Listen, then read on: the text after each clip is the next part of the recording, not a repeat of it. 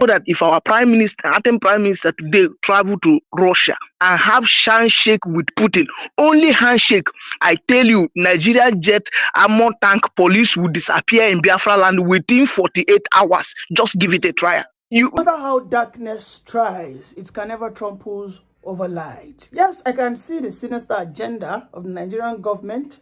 They have done everything to use the Biafran resources. I'm talking about the oil, I'm talking about the gas, to negotiate with the Finnish government, all in the bid to return, repatriate, and extradite Simon Ekpa. In that video that we just saw, you can see that the ambassador of Finnish government has been brought back to Nigeria by Bianca Ojukwu, and of course the foreign minister.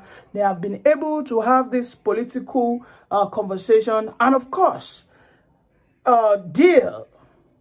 And what they bargained on was your oil for Simon Ekpa. If you give us oil, if you give us the gas that we have in Imo State, of course Simon Ekpa will be a small fry.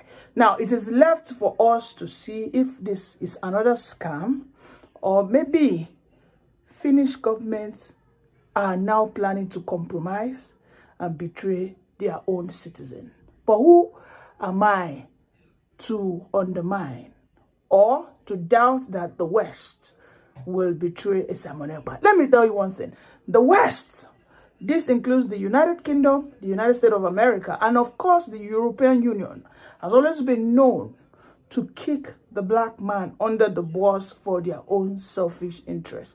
The same thing is going on with Ayuba Chopper in, I think, in Denmark or Norway, who has also been held extrajudiciously.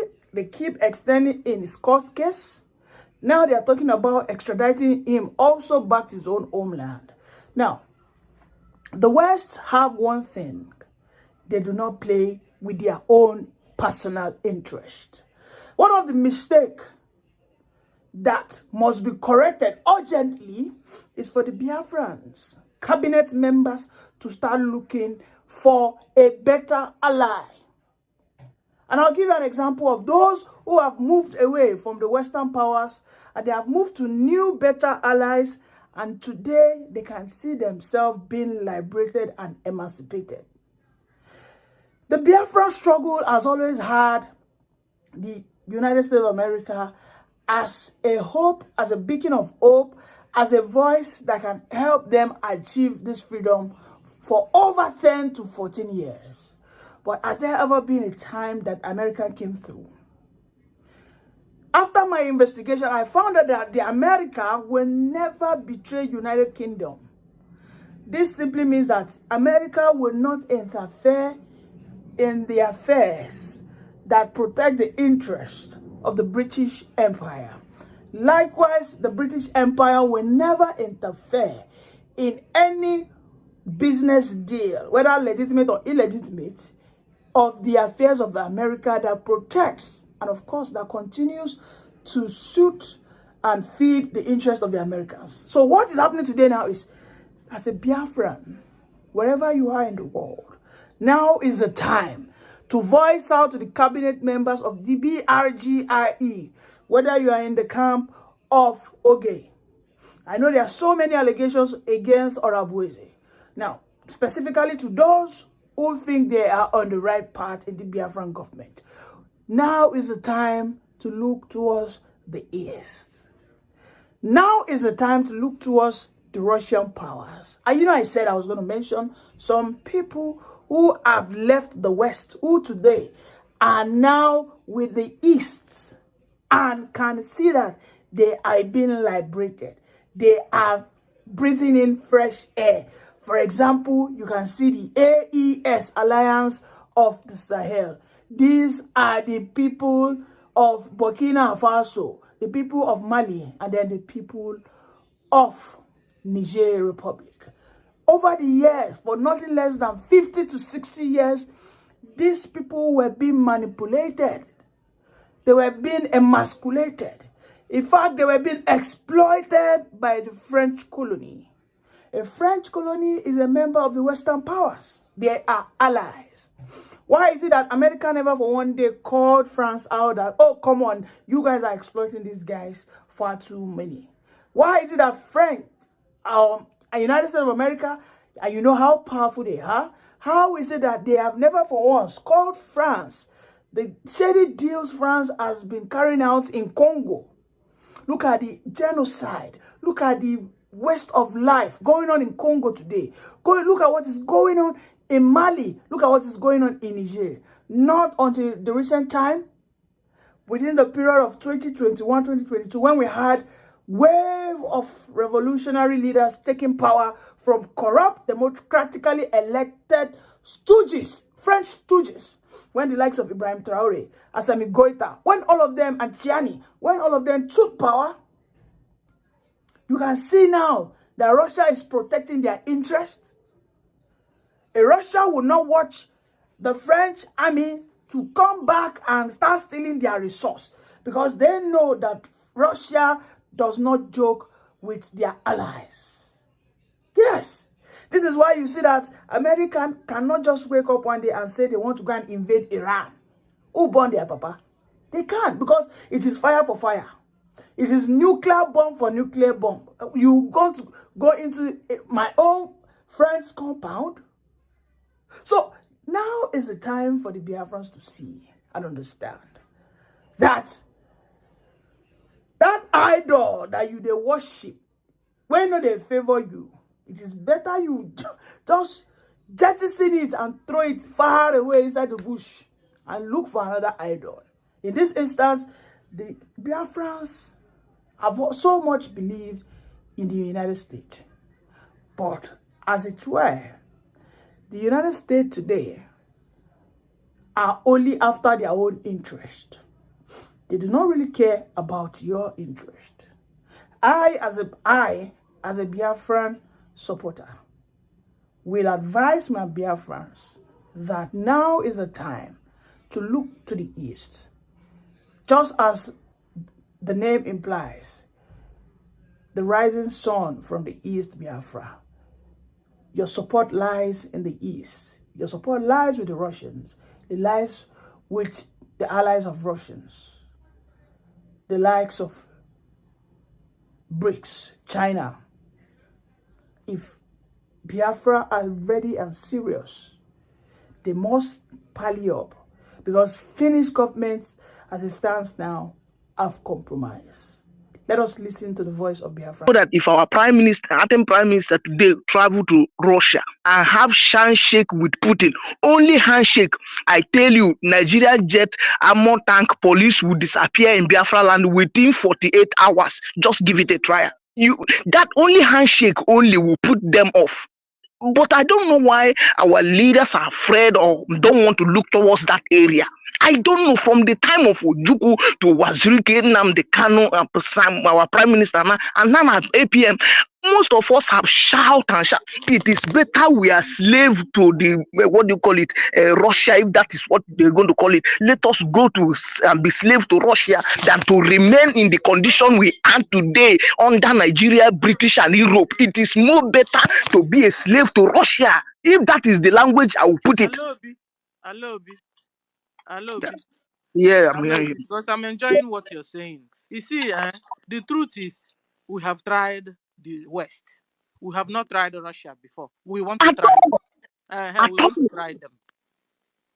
And that is why I'm shouting on top of my voice. I know that some of our cabinet men is here, but the question is, would they put it to text? Would they try it? That is the $1 million question. Would they try it? Because we are not, this is not the first time we're saying this. And sometimes people will say, oh, there is not everything you talk in public. You don't wash your dirty. It is lie. Our leaders say, when you are washing your dirty linen inside and it refuses to be clean, bring it outside and wash, so that somebody will tell you, see where that have refused to be clean. In this, your dirty linen. We need to talk. Our leaders, those who are leading us this time, need to think out of the box. West and America have been killing us. Let us say it in black and white. The fighter jet, the Vulcan, whatever techno jet Nigeria is using to bomb our land today is produced by America. They are supplying the weapon and giving them the parts to maintain it. Just this president that just passed 3 or 4 days ago, he was the one that give that take no joke or token whatever they call it. They are killing our people. They're the one giving the American soldier is training Nigeria army to commit genocide today in our land. Americans are in our land training Nigeria army in Nigeria. Are they not seeing all the things? Every time they talk about the human rights, are they not seeing all the calamity, all the crime that Nigeria is committing in our land? And it pains me that our leaders always look at America every time, America, Europe, to hell with all these people, and let us look for solutions somewhere else. Imagine Finland. Finland, our BM trusted, like, our BM told us that he's going to bring Finland to Biafra. Trusted them. He's even married to them with their children. Yet, they are treating him like this and treating us like that. Because at the end of the day, our people are dying. The more they are holding Simon Ekpa, the more Nigeria are massacring our people. We don't even know what to believe anymore. We just heard the letter that came from Organization of Emerging African States. We just heard what they are saying. How they are playing on politics. How everything they understand is interest. Please, they can't be playing on our lives and our soul. All right, thank you. So we have rights. We are humans. Thank you. It's blood running in our vein. We have right now to spread our net. Spread it anywhere. If it's even to the Northern Korea, spread it down there or to China. Anybody that will help us, let them come and help us. We want to live. We want to stay alive. And we want to stay alive in our land. Go on. You are very correct, my sister. You are very correct when you say that. But I was looking at it from the aspect that, though it's quite unfortunate what Finland has done, and we should not also forget that Finland is under NATO, and plus the pressure coming from the European Union. Probably this is why Finland is acting like this, and these are part of the reasons why it is very difficult to trust the West and America because of all these things. You understand? Because it's quite unfortunate. So our people, our Biafra government should also try to play the politics as well. So if Nigeria can use the resources that is in Biafra land to play politics so as to get our people killed, to get our women and children, get our innocent civilians killed, I think our government should also do more as well. And speaking, because one thing I was trying to look at is that when you focus your urine in one spot, you will be able to dig a bigger hole. You understand? So, and during that time that Donald Trump, that was in 2017, I suppose, when he won the first election, and hundreds of our people were killed because we were celebrating as a result of his victory, and the Nigeria military police came to massacre hundreds of our people, and Trump did not say anything. And I want to believe that as at that time, we did not really have a voice in the Washington, D.C. Because I believe if it was like today, when we have a voice like the Elias Gerasulis in Washington, D.C., all these things would have been taken into consideration. And believe you me, Trump would have made a statement. You understand? Because we never committed any crime. We're only jubilating, happy over the victory of Donald Trump. And they brought the Nigeria army and police to kill hundreds of our people, you know.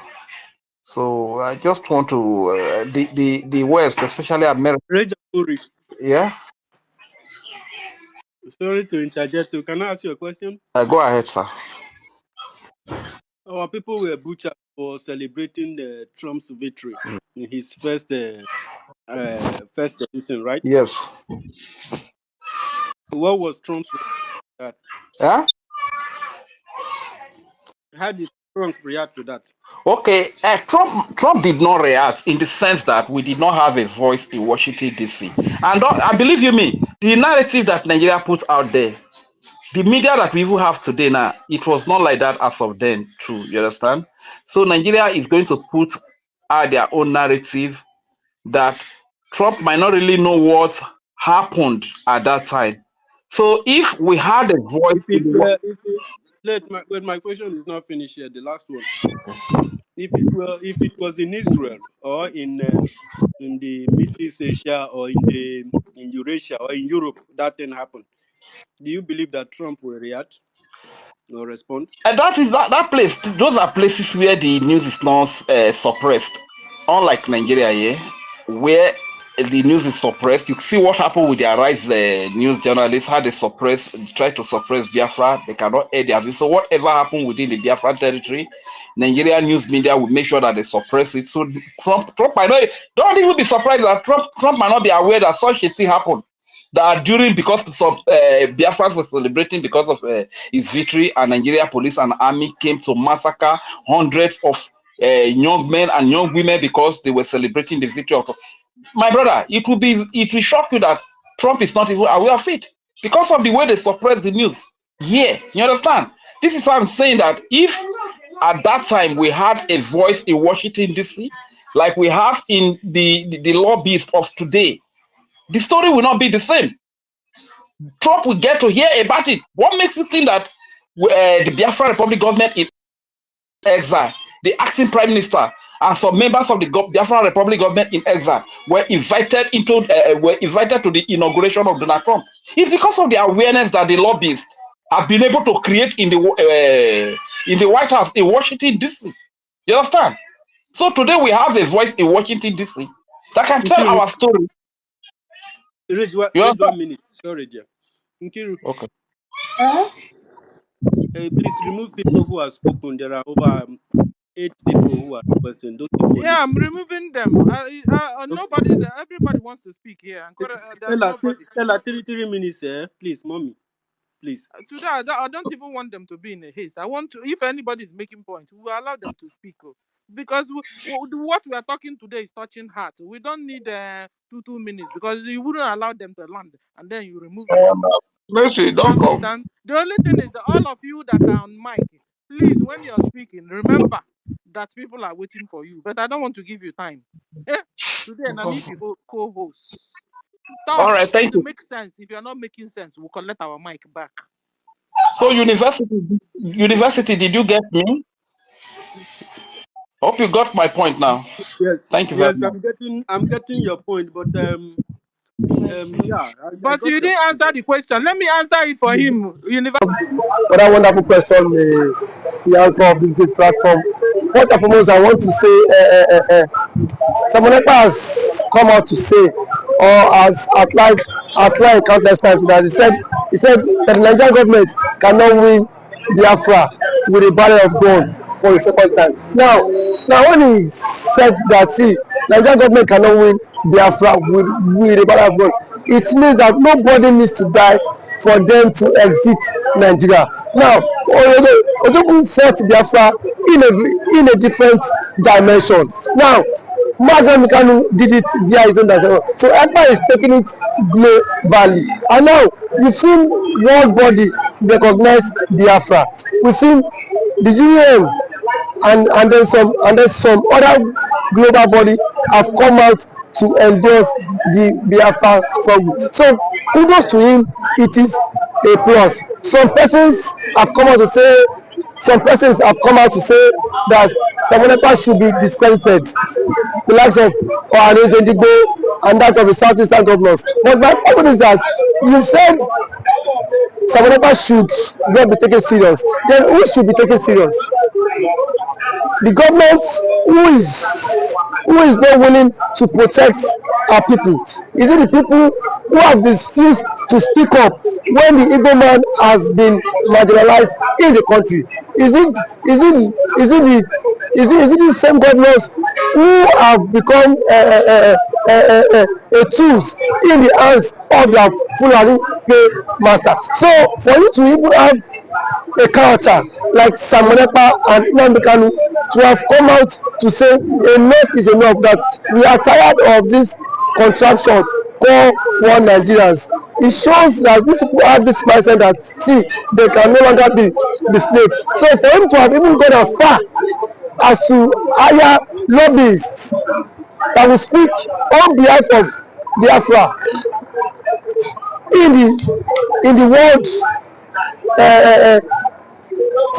in the UN summit, to me it's a plus, and that alone, the voice of Biafrans will be heard globally, and the voice of an Igbo man is also being heard globally. Now, let me take it back the line. When Southern Sudan and South Sudan wanted parted ways, nobody killed each other. Nobody go through the route of violence. It was done amicably. So Simon Ekpa is doing it amicably for him to convince world leaders that this thing is possible, and why the government of the day, the present government of Nigeria, are not seeing it that way. Thank you. You can also Should the government, should the Nigerian government be worried about this? why would they be worried? The same people have sent assassins to kill Simon Ekpa. Now only he has escaped. So see, one thing about it is that the government of the day, they are panicking. There's panic. You know what it is now? Say a particular tribe or a major tribe to exit your country. You know how an Igbo man is. You know the investment of an Igbo man is in the country. Now imagine in Nigeria without an Igbo man. Let's just imagine that. That means dominance.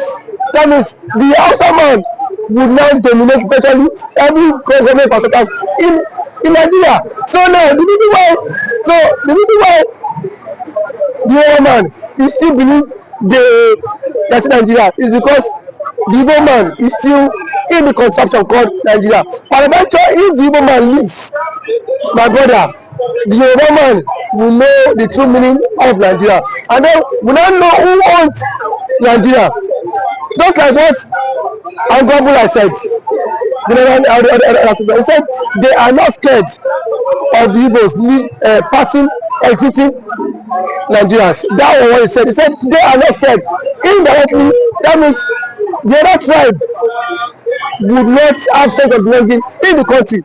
And we know it. We know it. I know it too. And every normal man now has the spirit of dominance. You cannot dominate him. If a Fulani man has the spirit of dominance, for you to dominate him, it will take ages. In terms of population, you cannot dominate them. So one thing is that people have foreseen this whole thing. That was why he championed this Biafra struggle. And now, gradually, it is now becoming a reality in this contraction called Nigeria. Now, there are some Igbo men are even tired of the system called Nigeria, just because they feel their brother is still in president. Now, my brother, I can bet you, come 2027, the Yorubas will be championing the Republic more than the Igbo man. I can bet you that. That I am very certain of. Yes, we will championing because it is certain when their president, when their brother is being kicked away from the presidency, already there is a plot, and which he himself cannot escape. The president himself knows that there's a plot, and then the big shots in the north are forming alliance. You know it. RFI, a powerful influence in the north, is not in the league. Sorry, is not in good terms with the president.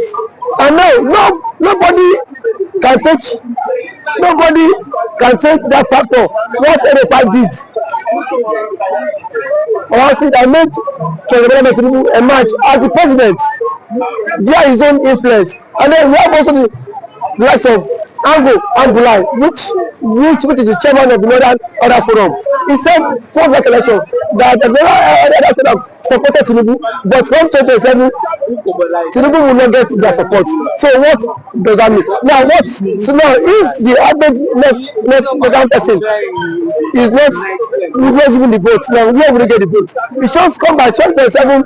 The same thing the Yorubas have been after the Igbos for.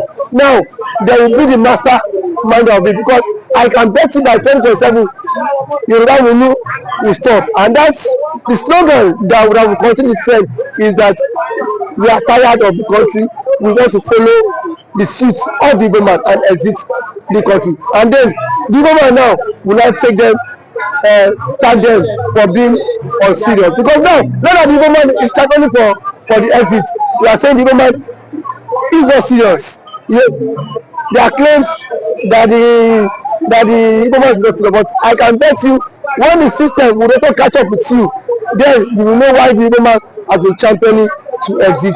Like, thank you for always coming.